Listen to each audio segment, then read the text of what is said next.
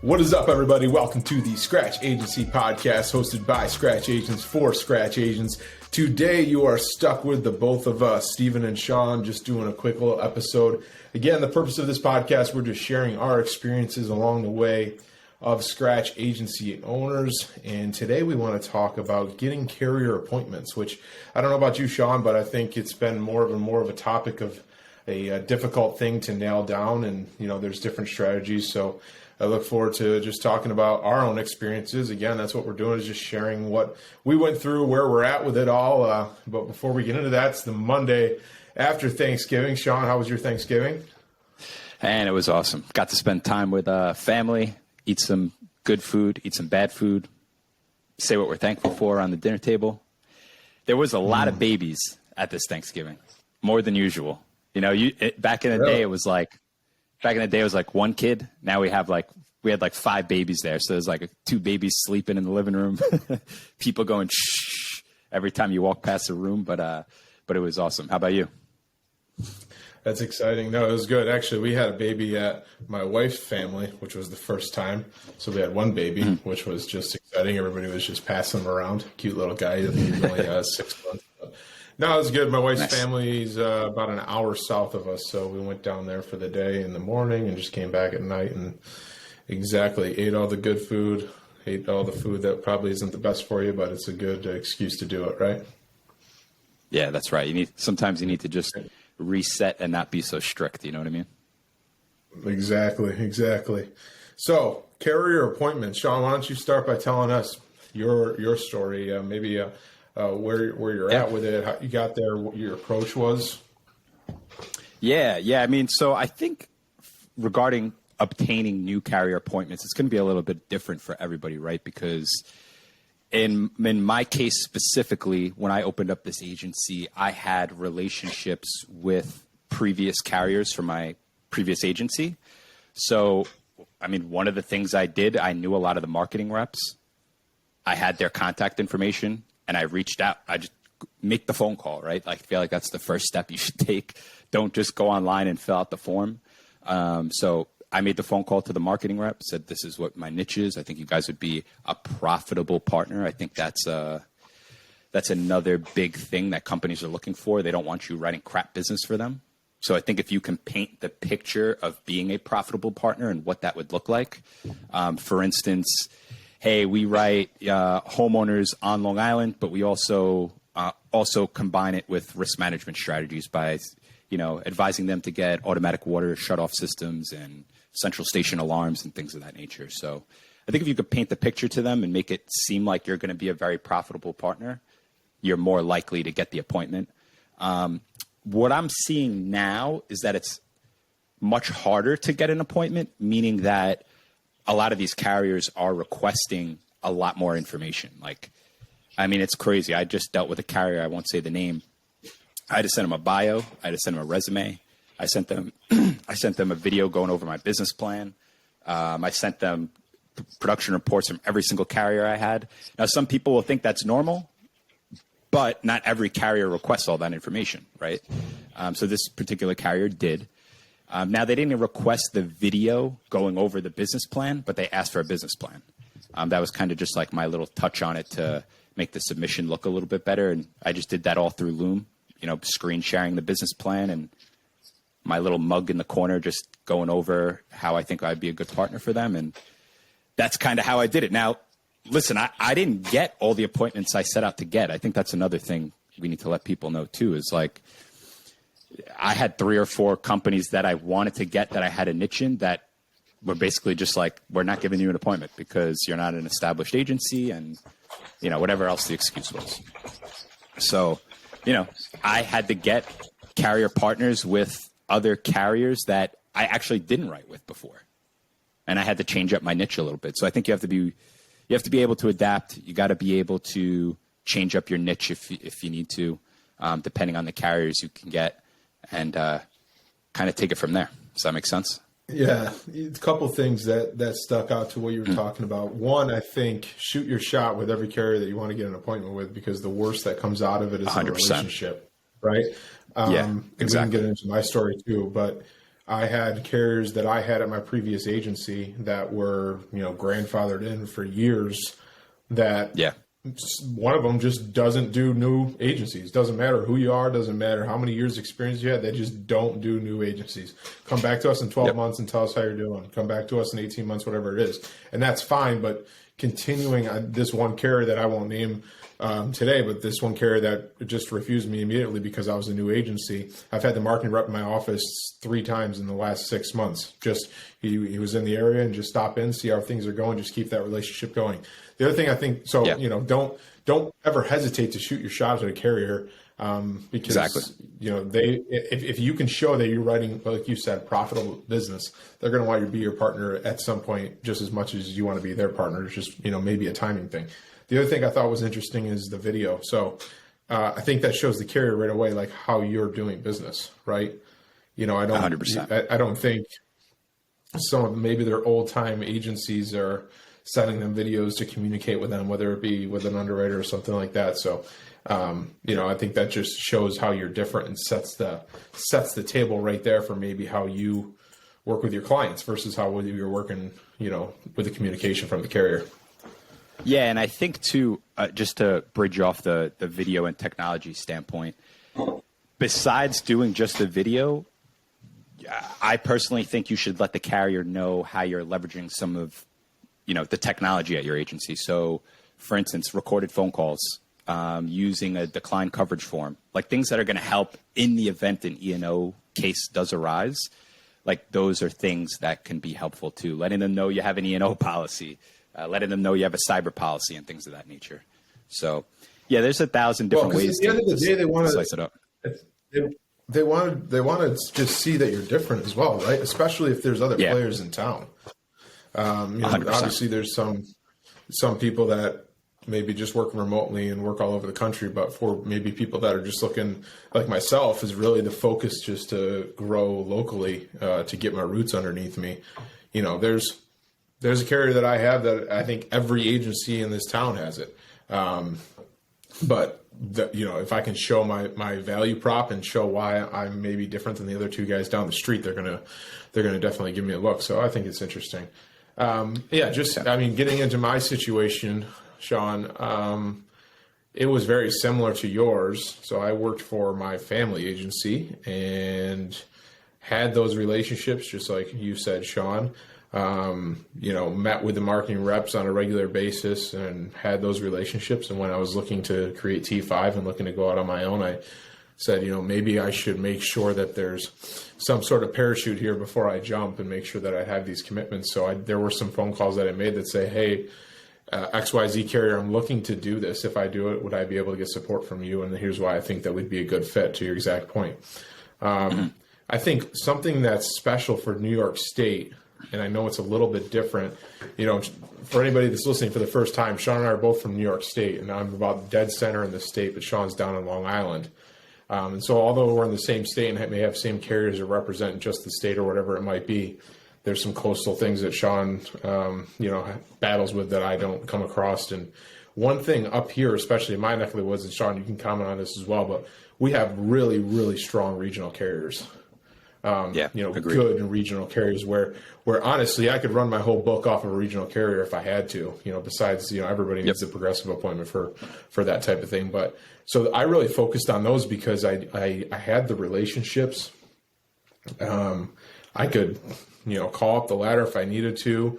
But again, I had those relationships, so it was helpful. But to Shawn's point, there were some that I either didn't get or I didn't go after for other reasons that I had, a relationship with in the past. Maybe there's one carrier that I just didn't go after for one reason or another. And now there's three carriers that I have that I haven't worked with in the past before. And I've been in the industry for 7 years. One thing that I did different that I don't think Shawn did, and you can again touch on this, Shawn, if I'm wrong, but I did join a cluster aggregator group, kind of 3 months into my journey, two months in, I would say.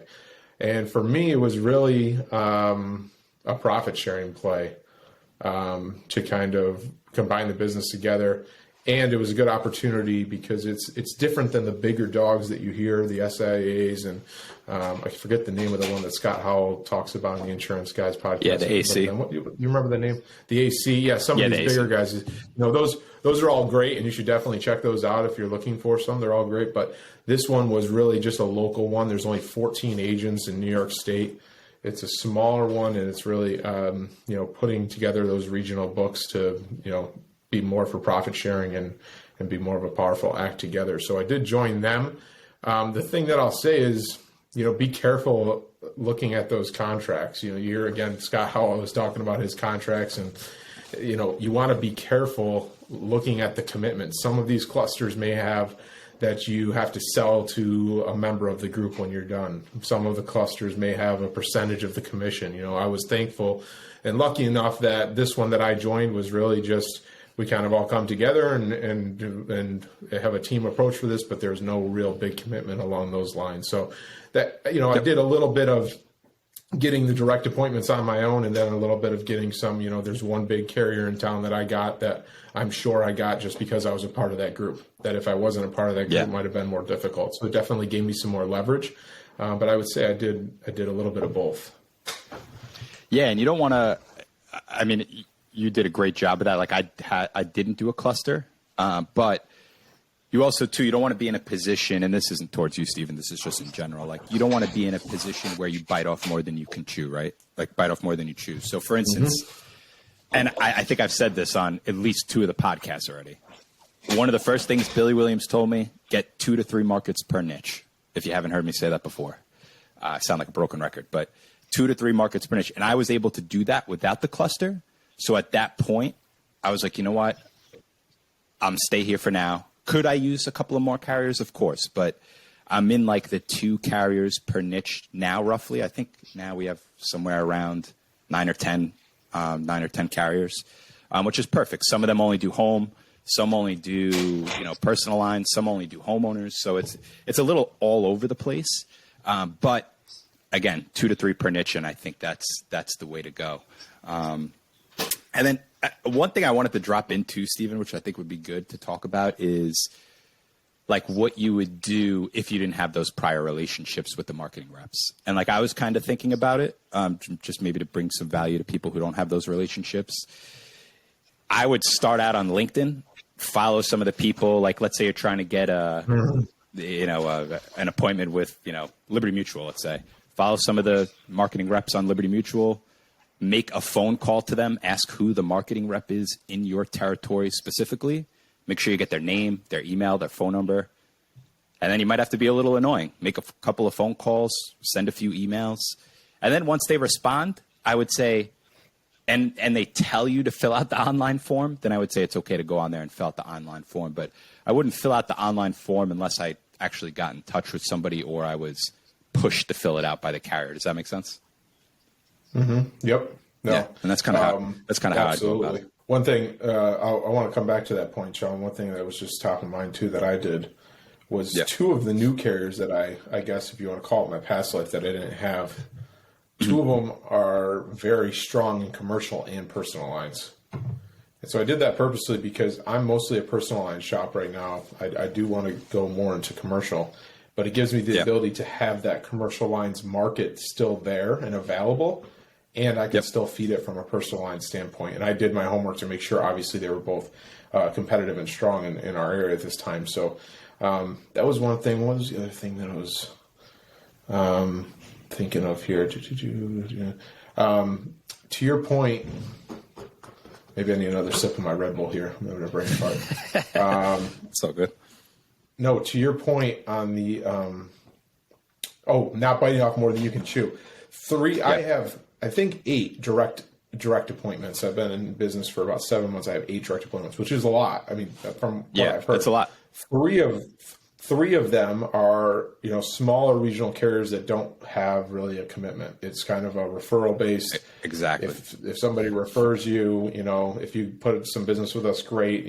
One of them is like a really niche kind of farm regional carrier that only does business in New York that I put some stuff, little hair on it or some farm exposures or stuff like that. So, I was strategic in that. to add on to your point about if you didn't have any relationships, I think the very simple answer to that is do your homework.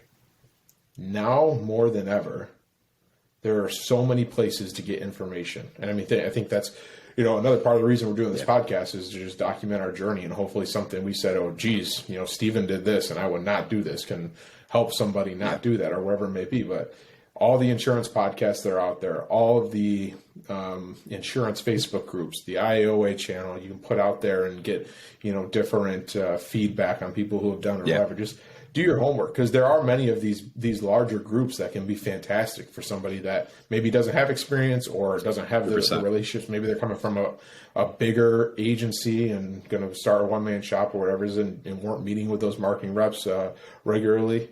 So, I think it's really all the information's out there. Just take the time to look at it, call up the people, ask them, different questions, interview them when you're talking about getting on board with different clusters or whatever, or just direct appointments. So do your homework. Yeah. Yeah. That's a good point. I mean, like I said, everyone's situation is going to be a little bit different. So probably for somebody new, you're probably right, Stephen. It probably is for a majority of the people, if they don't have those previous relationships, to join a cluster or some sort of aggregator group. That's probably the easiest ways to do it, because as you and I know, since I opened up in 2020, it's much harder to get direct appointments now than it was in 2020. So, and I don't see it getting any better, especially depending on the area you're in, right? So, yeah, I couldn't agree with you more, but that's all I have to really say on that. Yeah, I mean, there's options, right? There's certainly, and I think the theme of this show so far, there's so many ways to slice the pie. I have probably on every topic. May have said that on every single episode, but there is. Don't say, oh, Steven did it this way, Shawn did it this way, XYZ person did it that way. Like, you got to find what works for you. Take the time to look at how you want to set up your business, what the future plan is for your agency, and those will all factor into the decision you make as far as getting the right carrier appointments going. Yeah, and just talk Shawn, to some anything people. Else you want to add on that?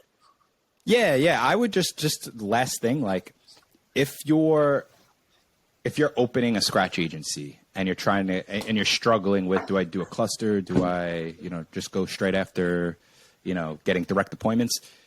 Talk to somebody else in the industry that's done it and pick their brain. Talk to 2 or 3 people. And, chances are, like Steven said, there are so many different ways to slice the pie. You might get a few different answers, but see what resonates with you the best, and then just take it from there. It's going to be a long ride regardless, You just like everything else, you're going to get a few different answers, and you can take what works from each of those answers and make it yours.